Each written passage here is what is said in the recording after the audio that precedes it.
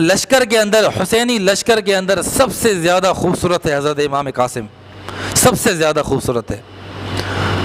2 سال کا بیٹا تھا حضرت امام حسین کا، حضرت عبداللہ۔ انہوں نے کہا کہ اب آخری وقت ہے، ساری میری اولاد شہید ہو گئی، حضرت عبداللہ بچے ہیں، حضرت امام زین العابدین بچے ہیں۔ انہوں نے کہا کہ عبداللہ کو بلا کے لے آؤ۔ انہوں نے کہا کہ اب ظالم تو ہیں لیکن 2 سال کے بچے کو وہ کیا کریں گے۔ حضرت عبداللہ کو اپنی گود میں بٹھایا اور پیار کرنے شروع ہوئے، تو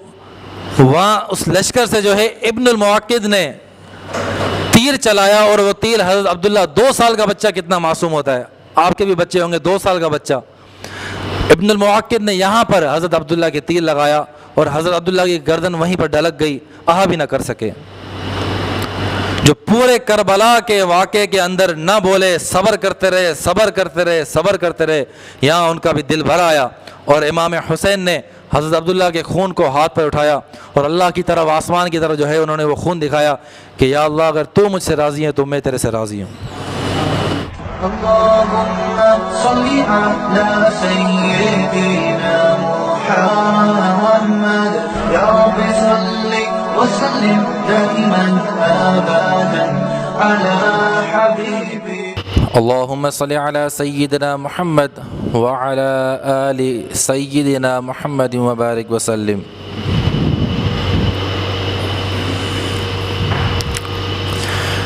محرم الحرام کا مہینہ، جو کہ چاند کے مطابق جو سال شروع ہوتا ہے، اس کا سب سے جو پہلے مہینہ ہے وہ محرم الحرام کا مہینہ ہے۔ اسی مہینے کے اندر بعض روایات کے مطابق، جیسا میں نے پہلے بھی کہا کہ حضرت عمر فاروق رضی اللہ تعالی عنہ کی شہادت کے حوالے سے اختلاف ہے کہ آیا کہ 26 ذی الحجہ کو ان کی شہادت ہے یا 1 محرم کو ان کی شہادت ہے۔ بعض کہتے ہیں کہ 26 ذی الحجہ کو ان کی شہادت ہے، اور بعض کہتے ہیں کہ 26 ذی الحجہ کو ان پر حملہ ہوا، اس کے بعد وہ 3-4 دن زخمی حالت میں رہے اور 1 محرم کو ان کی شہادت واقع ہوئی۔ اور اسی محرم کے مہینے کے اندر نواسہ رسول، جگر گوشہ رسول سیدنا حسین ابن علی رضی اللہ تعالی عنہ کی شہادت، اور ان کے ساتھ اہل بیت اطہار اور ان کے اصحاب کی شہادت اسی مہینے کے اندر ہے۔ سیدنا عمر، سیدنا عثمان، سیدنا علی، سیدنا حسن اور سیدنا حسین رضوان اللہ تعالی علیہم اجمعین، ان سب کی شہادتوں کی اگر آپ کڑی ملائیں تو ان سب کی شہادتوں کی کڑی ایک ہی ہے کہ جو یہودی طبقہ، جو اسلام خلاف طبقہ شروع ہوا تھا اسلام کے خلاف بغاوت کرنے کی اور اسلام کے نظام کو خراب کرنے کی، اس طبقے کی خرابیوں میں ہی یہ ساری شہادتیں ہوئی ہیں۔ حضرت عمر فاروق رضی اللہ تعالیٰ عنہ کی شہادت کس طرح ہوئی یہ میں پہلے بتا چکا ہوں۔ ابو لولو مجوسی جو کسی بہانے سے مدینے کے اندر آیا اور اس مقصد کے تحت آیا کہ امیر المومنین کو شہید کرے، تو یہ جو یہودیوں، یہ جو منافقوں کا جو سردار تھا عبداللہ ابن سبا، اس منافق نے ایک ٹولہ تیار کیا منافقوں کا، اور جو نئے نئے مسلمان ہوئے تھے ان کو برگلانا شروع کیا اور ایسا فتنہ کھڑا کیا کہ صحابہ کو آپس میں ان کا مقابلہ کرنے لگا، چونکہ قریش کے 2 خاندان بنو امیہ اور بنو ہاشم، ان 2 خاندان کے اندر جو ہے آپس میں تقابل ہوا کرتا تھا کہ اگر فلاں اس خاندان نے یہ کام کیا ہے تو ہم بھی یہ کام کریں گے، ایک دوسرے سے ٹسل ہوا کرتی تھی، چاہے وہ اچھے کام میں ہو یا برے کام میں ہو۔ اسلام کی دولت کے بعد تو وہ تقابل اچھے کاموں میں بدل گئی، ورنہ پہلے برے کاموں میں بھی ان کے آپس میں تقابل ہوا کرتے تھے۔ بنو ہاشم سے رسول اللہ صلی اللہ علیہ وسلم تھے، سیدنا علی المرتضیٰ رضی اللہ تعالیٰ عنہ تھے، اور بنو امیہ سے حضرت عثمان غنی تھے، حضرت امیر معاویہ حضرت ابو سفیان تھے۔ اب اس نے یہ فتنہ پھیلایا کہ رسول اللہ صلی اللہ علیہ وسلم چونکہ وہ بنو ہاشم سے تھے تو خلیفہ بلا فصل بھی بنو ہاشم سے ہی ہونا چاہیے، اور یہ فتنہ پھیلانا شروع کیا کہ حضرت ابو بکر نے جو خلافت کی وہ خلافت بھی غلط تھی، حضرت عمر نے جو خلافت کی وہ خلافت بھی غلط تھی کیونکہ یہ بنو ہاشم کے تھے نہیں۔ حضرت عثمان کے زمانے میں یہ فتنہ اس نے شروع کیا، حتیٰ کہ ایسا اس نے فتنہ شروع کیا کہ اس کے نتیجے کے اندر حضرت عثمان غنی رضی اللہ تعالیٰ عنہ شہید کیے گئے۔ اس کے بعد جب سیدنا علی المرتضیٰ رضی اللہ تعالیٰ عنہ کی خلافت قائم ہوئی تو اس نے پہلے تو خلیفہ بلا فصل کہنا شروع کیا، اس کے بعد حضرت علی کو معاذ اللہ خدا کا اوتار کہنا شروع کیا کہ یہ خدا کی شکل ہے۔ جس طرح آپ دیکھیں گے کہ غیر مذہب جو ہے وہ مورتیاں بنا کر پھر کہتے ہیں یہ خدا کا اوتار ہے، یا عیسائیوں میں بھی پہلے یہ بات تھی کہ حضرت عیسیٰ علیہ السلام کو خدا کا اوتار بھی کہا گیا۔ اسی طرح عبداللہ ابن سبا جو یہودیوں کا جو منافقوں کا سردار تھا، اس نے معاذ اللہ یہ کفریہ بات پھیلانا شروع کی کہ سیدنا علی المرتضیٰ رضی اللہ تعالیٰ عنہ بھی خدا کے اوتار ہیں، گویا کہ وہ خود خدا ہیں۔ حضرت علی کو جب اس بات کا علم ہوا کہ یہ منافق میرے بارے میں یہ عقیدہ بیان کر رہا ہے تو حضرت علی نے عبداللہ ابن سبا کو، روایات میں آتا ہے کہ پہلے اس کو توبہ کرنے کی تلقین کی، جب اس نے کہا کہ نہیں توبہ نہیں کروں گا تو اس کو وہیں پر زندہ جلا دیا تاکہ اس عقیدے کا خاتمہ مکمل طور پر ہو جائے، آئندہ کوئی شخص ایسی آواز اٹھانے کے لیے کھڑا نہ ہو کہ حضرت علی معاذ اللہ خدا کا اوتار ہیں یا خدا ہیں۔ اس کے بعد سیدنا علی المرتضیٰ رضی اللہ تعالی عنہ جو خلیفہ بن گئے تو انہوں نے دار الخلافہ کو مدینہ سے ٹرانسفر کر کے کوفہ کی طرف کر دیا۔ اب جب ان کی خلافت قائم ہوئی تو سیدنا علی المرتضیٰ رضی اللہ تعالی عنہ نے سب سے کہا کہ میرے ہاتھ پر بیعت کریں۔ حضرت امیر معاویہ رضی اللہ تعالی عنہ اور اہل شام ان کا یہ مطالبہ تھا کہ حضرت عثمان کیونکہ ان کے خاندان کے تھے تو ان کا پہلے آپ قصاص لیں، ان کا پہلے آپ بدلہ لیں، ان کی شہادت کا بدلہ لیں، اس کے بعد ہم آ کر آپ کے ہاتھ پر بیعت کریں گے۔ حضرت علی کا مطالبہ یہ تھا کہ آپ پہلے میرے ہاتھ پر آ کر بیعت کریں تاکہ میرے ہاتھ مضبوط ہو جائیں، مجھے طاقت ملے، میرے اپنوں سے ہی مجھے طاقت ملے، اس کے بعد ہم سب مل کر جو ہے، کیونکہ وہ اگر ان کی جانچ پڑتال کی جائے تو ہزاروں بندے کھڑے ہو جاتے کہ ہم نے حضرت عثمان کو قتل کیا ہے۔ اب اس طرح اگر مدینے کے اندر ہزاروں بندوں کو آپ قتل کروا دیں تو پھر آپ حکومت کی شروع میں ہی جب اتنا خون بہا دیں تو پھر اس پر اشکالات ہونا شروع ہو جائیں گے۔ حضرت امیر معاویہ رضی اللہ تعالیٰ عنہ نے کہا کہ اگر ہم آ کر آپ کے ہاتھ پر بیعت کریں تو ہم آپ تک پہنچنے سے پہلے ہی شہید کر دیے جائیں گے، کیونکہ ان کو پتا تھا کہ یہ جو ٹولہ جو حضرت علی کا ساتھی کہلایا جا رہا ہے ان کے ساتھ ہے، یہی حضرت عثمان کے شہید کرنے والے ہیں اور یہی مجھے شہید کر دیں گے۔ لہٰذا ان کا مطالبہ اور ان کے مقابلے میں حضرت علی المرتضیٰ رضی اللہ تعالیٰ عنہ کا مطالبہ تھا کہ پہلے میرے ہاتھ پر بیعت کی جائے تاکہ میرے ہاتھ مضبوط ہوں۔ ہم اہل سنت والجماعت سمجھتے ہیں کہ سیدنا علی المرتضیٰ رضی اللہ تعالیٰ عنہ اپنے ان کے خلافت کے دور میں ان کا جو حضرت امیر معاویہ سے اختلاف ہوا، اما عائشہ صدیقہ رضی اللہ تعالیٰ عنہ سے اختلاف ہوا، حضرت طلحہ سے اختلاف ہوا، حضرت زبیر سے اختلاف ہوا، ہم یہ سمجھتے ہیں کہ ان سارے امور پر، ان سارے معاملوں پر سیدنا علی شیر خدا رضی اللہ تعالیٰ عنہ حق پر تھے اور ان کے جو بھی مقابل آئے وہ اجتہاداً خطا پر تھے۔ اجتہاداً خطا اسے کہتے ہیں جس پہ گناہ نہیں ملتا، کیونکہ وہ مجتہد ہیں، وہ اپنے حساب سے اجتہاد کر سکتے ہیں۔ بہرحال یہ میرا موضوع نہیں ہے۔ سیدنا علی المرتضیٰ رضی اللہ تعالیٰ عنہ کے زمانے میں پورا زمانہ ان کا جو ہے فتنوں کا شکار رہا۔ جب ان کی زندگی کے آخری مراحل ہے، آخری وقت آیا تو ان سے پوچھا گیا کہ ہم کیا آپ کے بعد آپ کے بیٹے حسن ابن علی رضی اللہ تعالیٰ عنہ کے ہاتھ پر بیعت کریں؟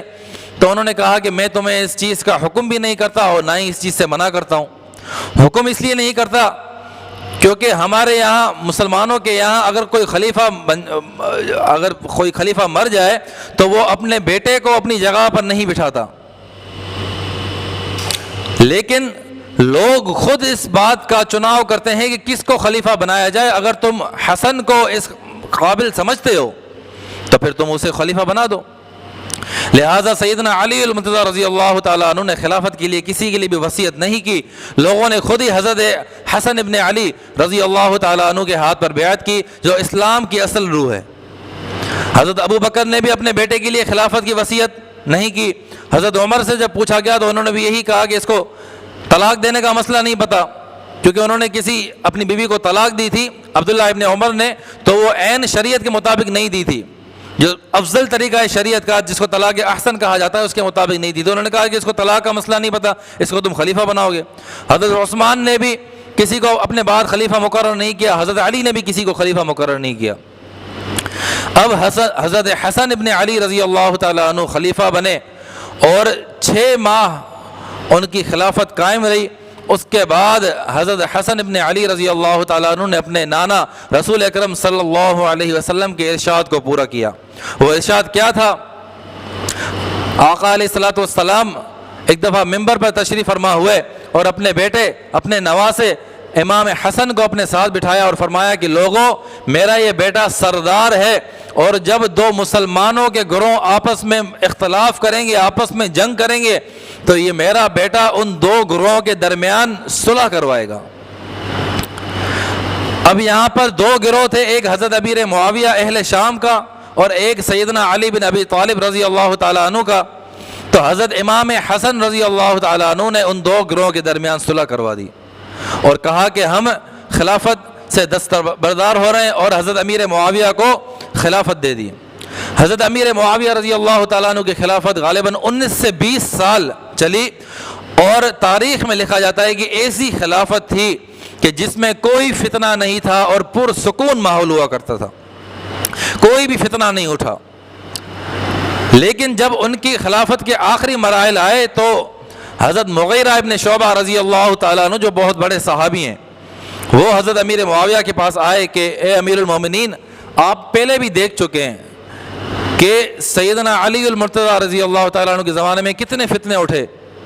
اگر آپ اپنے بعد کسی کو خلیفہ، کسی کو ولی عہد مقرر نہیں کریں گے، خلیفہ سے مراد ولی عہد، کیونکہ ہمارا اہل سنت والجماعت کا یہ عقیدہ ہے کہ خلافت 30 سال تک تھی، امام حسن تک خلفائے راشدین تھے، اس کے بعد ملوکیت کا دور شروع ہوا، بادشاہت کا دور شروع ہوا۔ خود حدیث پاک میں آتا ہے کہ آپ علیہ الصلوۃ والسلام نے فرمایا کہ میرے بعد خلافت 30 سال ہے، اس کے بعد بادشاہت قائم ہوگی رحمت والی، اور اس کے بعد بادشاہت قائم ہوگی کتے کی طرح کاٹ کھانے والی۔ تو حضرت امیر معاویہ رضی اللہ تعالیٰ عنہ کی بادشاہت کی طرف اشارہ تھا کہ وہ بادشاہت رحمت والی ہوگی، اور وہ الحمدللہ رحمت والی نکلی۔ لیکن جب آخری وقت ہوا تو حضرت مغیرہ ابن شعبہ رضی اللہ تعالیٰ عنہ نے مشورہ دیا کہ آپ اپنی زندگی میں ہی کسی کو ولی عہد مقرر کریں، آپ اپنی ایسا نہ ہو کہ آپ کے جانے کے بعد پھر مسلمان اس فتنے کا شکار ہو جائیں اور ہر کوئی جو ہے بادشاہ بننے کی طلب ظاہر کرے۔ تو حضرت امیر معاویہ رضی اللہ تعالیٰ عنہ کے بیٹے تھے یزید، جو اس وقت تک اپنے کردار سے مشہور نہیں تھے۔ یزید کے جو بھی کردار ہے نا وہ بادشاہ بننے کے بعد کے ہیں، اس سے پہلے وہ ایک عام مسلمانوں کی طرح تھا، عام مسلمانوں کی طرح، اور اس نے داڑھی رکھی ہوئی تھی، جہاد میں بھی شریک ہوتا، نماز بھی پڑھتا، ہر چیز قرآن پڑھتا۔ تو جب لوگوں نے مشورہ دیا کہ اس امر کو پورا کرنے کے لیے کوئی ایسا ہی بندہ چاہیے جس کے خاندان میں جو ہے خلافت کو سنبھالنے کا رواج ہو، تو اس میں ان کی نظر جو ہے یزید کی طرف گئی، تو اس لیے یزید کے ہاتھ پہ لوگوں نے بیعت کرنا شروع کی۔ جب یہ بات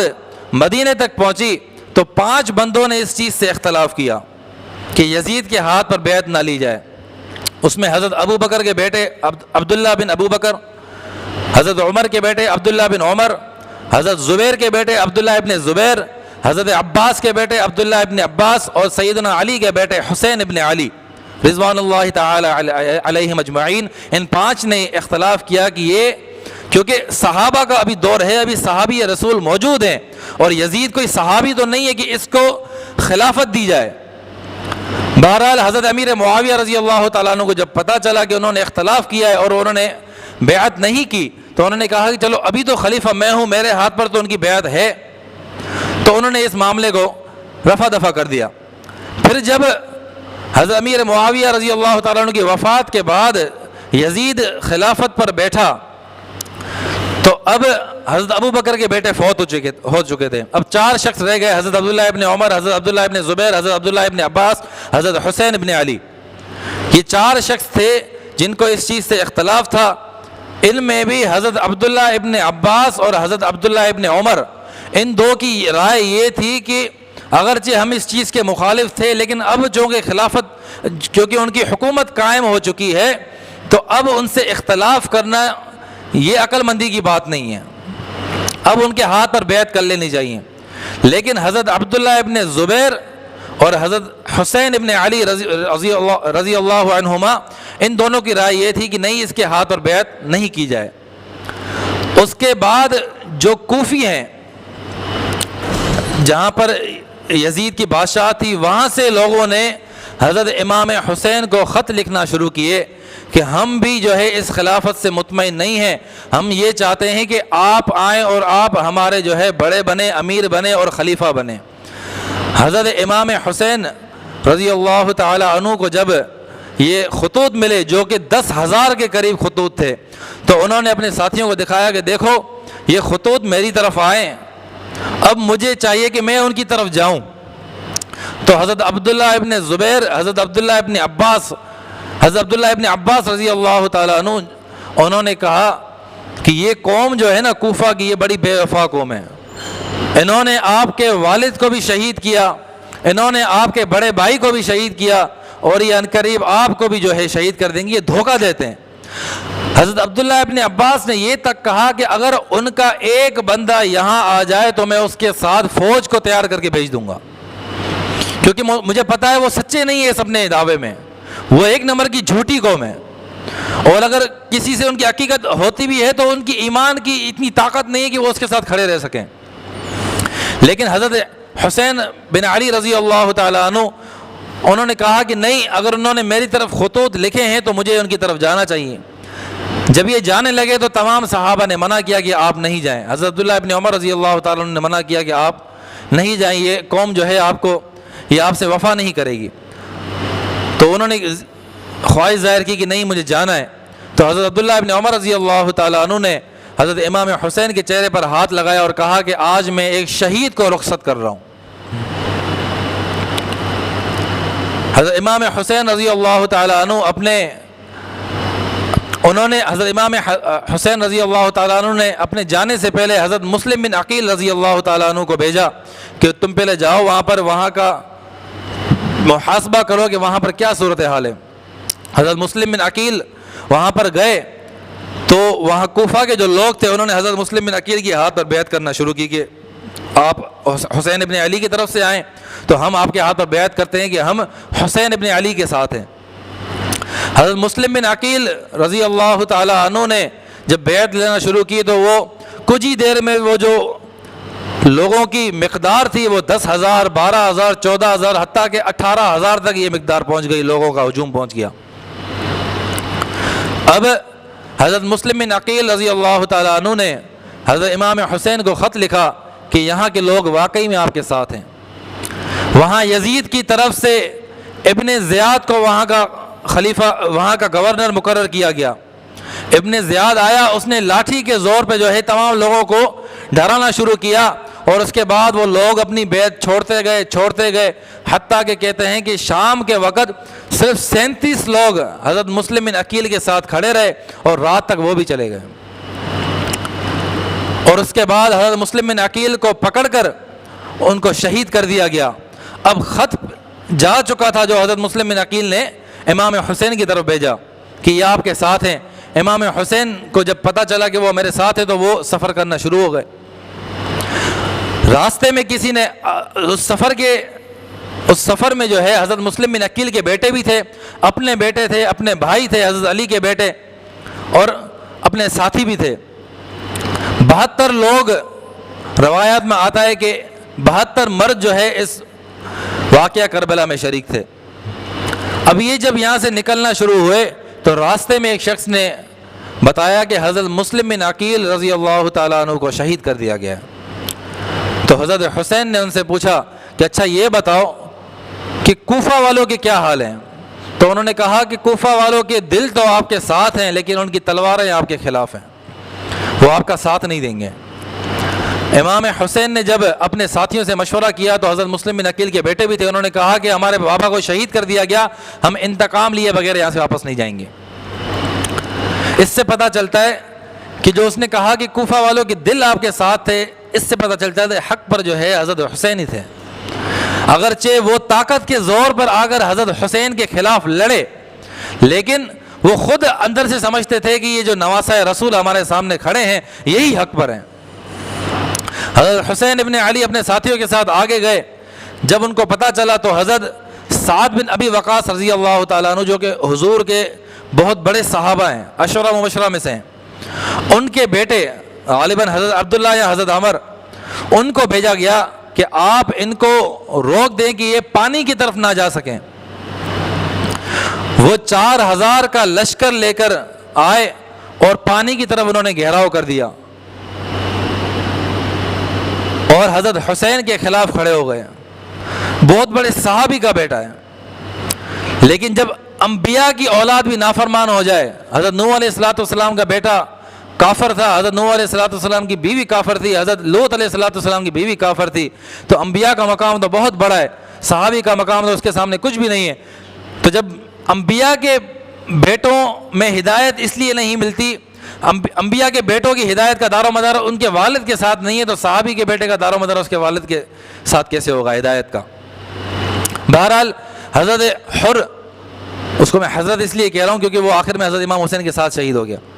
حضرت حر رحمۃ اللہ علیہ جو ہے 1000 کا لشکر لے کر امام حسین کے خلاف آ کر کھڑے ہوئے۔ جب امام حسین نے ان کو دیکھا کہ یہ وہی کوفی ہیں جو لشکر میں ہیں، یہ وہی کوفی ہیں جن کے خطوط میرے پاس پڑے ہیں، جن کے نام میرے خطوط پہ لکھے ہوئے ہیں، تو حضرت امام حسین نے ان سے کہا کہ مجھے یزید تک تو جانے دو، مجھے یزید کے پاس جانے دو، اور تم لوگوں نے مجھے جو ہے دھوکہ دے کر یہاں پر بلایا ہے۔ تو انہوں نے کہا کہ اگر یہ یزید کے پاس چلا گیا تو یہ ہمارے خطوط دکھا دے گا کہ یزید کے خلاف بغاوت کرنے کی شروعات لکھ کر ہم نے ہی کی ہے، تو اس کو یزید کی طرف بھی نہ جانے دیا جائے، اس کو نہ واپس جانے دیا جائے، اس کو نہ کہیں اور جانے دیا جائے، اس کو اگر ہم شہید نہیں کریں گے تو ہمارا بیڑا غرق ہو جائے گا۔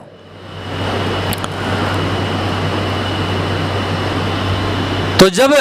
ابن زیاد کو وہاں بھیجا گیا تو ابن زیاد نے آ کر کہا کہ بھائی جنگ شروع کر دو، بس لڑنا شروع کرو۔ تو حضرت حزر وہاں پر کھڑے تھے، تو ان کو پتہ نہیں تھا کہ یہ واقعی لڑائی کریں گے، ان کو یہ لگا کہ مجھے اس لیے بھیجا گیا ہے کہ ان کو واپس بھیج دو۔ حضرت حر نے حضرت سعد بن ابی وقاص رضی اللہ تعالیٰ عنہ کے بیٹے سے پوچھا کہ آپ واقعی میں جنگ کرنے والے ہیں، نواسۂ رسول کے خلاف آپ واقعی میں جنگ کریں گے؟ تو انہوں نے کہا کہ ہاں حکم آ گیا، ہم جنگ کریں گے۔ تو حضرت حر رحمۃ اللہ علیہ جو ہے اپنے گھوڑے کو، انہوں نے کہا کہ میں اپنے گھوڑے کو پانی پلا کے آتا ہوں۔ وہ گھوڑا بگاتے ہوئے گئے اور حضرت امام حسین رضی اللہ تعالیٰ عنہ کے لشکر میں جا کر حضرت امام حسین کے قدموں میں جا کر گر گئے کہ مجھے نہیں پتا تھا کہ بدبخت اتنے خبیث ہو جائیں گے کہ آپ کے خلاف تلوار اٹھائیں گے۔ میں اپنی جان کا نذرانہ آپ کی خدمت میں پیش کر رہا ہوں، ہو سکتا ہے کہ رسول اللہ صلی اللہ علیہ وسلم کے روز محشر میں ان کے سامنے کھڑے ہو کر ان کی سفارش کا حقدار بن سکوں۔ وہ اور ان کے بیٹے یہ دو بھی حضرت امام حسین کے لشکر میں شریک ہو گئے۔ حضرت امام حسین رضی اللہ تعالیٰ عنہ کے لشکر کی جو سپہ سالار کی جس نے علم اٹھایا، علم کہا جاتا ہے جو اسلام کا جھنڈا جنگ کے دوران اٹھایا جاتا ہے نا، اس کو علم کہا جاتا ہے۔ حضرت عباس رضی اللہ تعالیٰ عنہ نے اس لشکر کی جو ہے سپہ سالاری کی، وہ آگے بڑھے اور علم ان کے ہاتھ میں تھا۔ حضرت امام حسین رضی اللہ تعالیٰ عنہ کی جنگ ان سے شروع ہوئی اور ابن زیاد نے یہ جنگ شروع کروائی۔ ابن زیاد کون تھا؟ زیاد کا بیٹا تھا۔ زیاد وہ شخص تھا جو حضرت علی کے ساتھ رہ کر حضرت علی کے مخالفین کے خلاف اس نے جنگیں لڑی ہیں، حضرت علی کی صحبت حاصل کی ہے، حضرت علی سے اس نے اپنی تربیت حاصل کی ہے۔ جنگ صفین میں، جنگ جمل میں حضرت علی کے ساتھ رہ کر جو ہے مخالفین کی جو ہے انہوں نے انہوں نے جہاد کیا ہے. ان کو کہا جاتا ہے زیاد بن ابی ہی، زیاد اپنے باپ کا بیٹا. کیوں؟ کیونکہ ان کے والد کا پتہ نہیں تھا. یہ ایک طوائف عورت کے بیٹے تھے، ان کے والد کا پتہ نہیں تھا کہ ان کا والد کون ہے. طوائف کا بیٹا ہونا یہ اس شخص کے لیے کوئی خرابی نہیں ہوتی، بھئی وہ تو معصوم ہے نا اس معاملے میں، اس نے ماں نے کیا کیا ہے، اس کے باپ نے کیا کیا. تو پھر اس کو کہیں سے پتہ چلا کہ میں ابو سفیان رضی اللہ تعالیٰ عنہ کا بیٹا ہوں. کہ زمانہ جہالت کے اندر یا پہلے جب متاع کو حلال کہا جاتا تھا تو اس وقت جو ہے انہوں نے ان سے یہ کام ہوا جس کی وجہ سے میں ہوا ہوں. تو وہ پھر حضرت امیر معاویہ کے خلاف آ گئے اور پھر وہاں سے بھی جو ہے چلے گئے اور ایسے بگڑے کہ اس سے بڑا ظالم کوئی نہیں ہوا. اب یہ ابن زیاد اسی کے بیٹے، ابن زیاد پھر اسی کے بیٹے، اور پھر حضرت امام حسین کے خلاف انہوں نے جنگ کا جو ہے اعلان کیا، حتیٰ کہ جو ہے اہل بیت اطہار کو وہ شہید کرتے. امام حسین رضی اللہ تعالی عنہ کو ان کو بھی جو ہے انہوں نے شہید کر دیا. حضرت امام حسین رضی اللہ تعالیٰ عنہ جب زخمی حالت میں تھے تو حضرت قاسم بن حسین رضی اللہ تعالیٰ عنہ، حضرت قاسم جو ہے جب لڑنے کے لیے آگے بڑھے تو حضرت قاسم کو جو ہے کافروں نے، گستاخوں نے جو ہے چاروں طرف گھیر لیا اور ان کو جو ہے زخمی کر دیا. تو انہوں نے زور سے کہا کہ اے میرے چچا جان. تو حضرت امام حسین خود زخمی پڑے ہوئے تھے، اس کے باوجود بھی انہوں نے تلوار اٹھائی اور ان میں سے ایک کی جو ہے بازو کاٹ دیا اور پھر زخمی حالت میں پھر گر گئے اور کہا کہ اے قاسم، آج تیرا چاچا تیری مدد نہیں کر سکتا. اس کے بعد حضرت قاسم رضی اللہ تعالیٰ عنہ کو بھی شہید کر دیا گیا، جو اس لشکر کے اندر، حسینی لشکر کے اندر سب سے زیادہ خوبصورت ہے. حضرت امام قاسم سب سے زیادہ خوبصورت ہے. 2 سال کا بیٹا تھا حضرت امام حسین کا، حضرت عبداللہ. انہوں نے کہا کہ اب آخری وقت ہے، ساری میری اولاد شہید ہو گئی، حضرت عبداللہ بچے ہیں، حضرت امام زین العابدین بچے ہیں. انہوں نے کہا کہ عبداللہ کو بلا کے لے آ. انہوں نے کہا کہ اب ظالم تو ہیں لیکن 2 سال کے بچے کو وہ کیا کریں گے. حضرت عبداللہ کو اپنی گود میں بٹھایا اور پیار کرنے شروع ہوئے. تو وہاں اس لشکر سے جو ہے ابن المعقد نے تیر چلایا اور وہ تیر حضرت عبداللہ، 2 سال کا بچہ کتنا معصوم ہوتا ہے، آپ کے بھی بچے ہوں گے 2 سال کا بچہ. ابن المعقد نے یہاں پر حضرت عبداللہ کے تیر لگایا اور حضرت عبداللہ کی گردن وہیں پر ڈلک گئی، آہا بھی نہ کر سکے.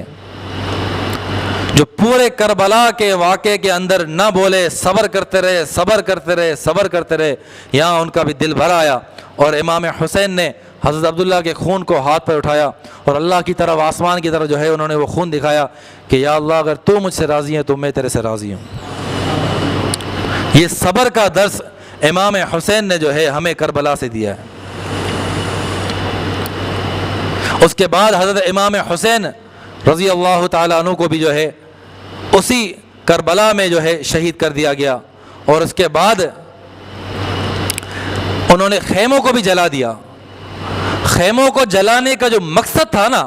وہ یہ تھا کہ وہ جو خطوط کوفیوں نے حضرت امام حسین کو لکھے تھے ان خطوط کو جلا دینا، کہ یہ خطوط اگر بچ گئے اور ہمارے سربراہان تک یہ خطوط پہنچ گئے تو پھر ہم بھی مارے جائیں گے، کیونکہ ان کو بلایا تو ہم نے. لوگ کہتے ہیں کہ یزید کا اس میں کوئی بھی ہاتھ نہیں تھا، یزید نے امام حسین کے خلاف کوئی بغاوت نہیں کی. تو جب امام زین العابدین کو یزید کے دربار میں کھڑا کیا گیا تو یزید نے یہ الفاظ امام زین العابدین سے کہے کہ اگر تیرا باپ میرے مقابلے میں نہیں آتا تو وہ کبھی بھی شہید نہیں ہوتا. تو یہ بے قصور ہے جو کہہ رہا ہے کہ تیرا باپ میرے مقابلے میں نہیں آتا تو کبھی شہید نہیں ہوتا. امام حسین نے وہاں پر بھی بے صبری کا مظاہرہ نہیں کیا اور فرمایا قل لن یصیبنا الا ما كتب اللہ لنا هو مولانا وعلى اللہ فلیتوکل المؤمنون، کہ مصیبتیں جو بھی ہماری طرف آتی ہیں اور اللہ کی طرف سے آتی ہیں اور وہی ہمارا مولا ہے. ہمیں تیرے سے جو ہے اس بات پہ کوئی بھی گلا نہیں کہ تو نے شہید کیا یا کس نے کیا. میرے دوستو، کربلا کا واقعہ ہمیں اس بات کا درس دیتا ہے کہ کتنی بھی بڑی مصیبت، کتنی بھی بڑی بلا جو ہے ہمارے زندگیوں کے اندر ہمارے اوپر آ جائے تو اس مصیبت میں جو ہے ہم نے ناشکری نہیں کرنی اور توجہ اللہ کی طرف کرنی ہے. اور کتنی بھی بڑی مصیبت ہماری طرف آ جائے تو ہم اس مصیبت کی وجہ سے اپنے دین سے نہ پھر جائے کہ ہم تو جو ہے معصوم ہیں. معصوم ہونے سے مراد یہ ہے کہ ہمارا اس میں کوئی قصور نہیں. شادی تھی، ہم وہاں گئے ہوئے تھے، اس لیے ہماری نماز چھوٹ گئی. شادی تھی، میرے بھائی کی شادی ہے، تو میں اپنے بھائی کی شادی میں پردہ کیسے کروں؟ مجھے تو سنوارنا ہے اپنے آپ کو. کربلا جیسا قہر، اس کے اندر امام حسین نے نہ نماز چھوڑی ہے، اور امام حسین کی بیٹیوں نے، امام حسین کے بھائیوں نے، حضرت ابو بکر بن علی، حضرت عثمان بن علی، حضرت زبیر بن علی، حضرت عباس بن علی، انہوں نے نماز نہیں چھوڑی. یہ بتایا ہے کہ کربلا جیسی آفت بھی آ جائے تب بھی نماز چھوڑنے کی اجازت نہیں ہے. اور امام حسین کی بیٹیوں نے، اماں سکینہ نے، اماں زینب نے ہمیں یہ بتایا کہ کربلا جیسی آفت بھی آ جائے تب بھی پردہ چھوڑنے کی اجازت مسلمانوں کو نہیں ہے. اللہ سے دعا اللہ پاک ہمیں سمجھنے اور اس پر عمل کرنے کی توفیق عطا فرمائے. وما علینا الا البلاغ.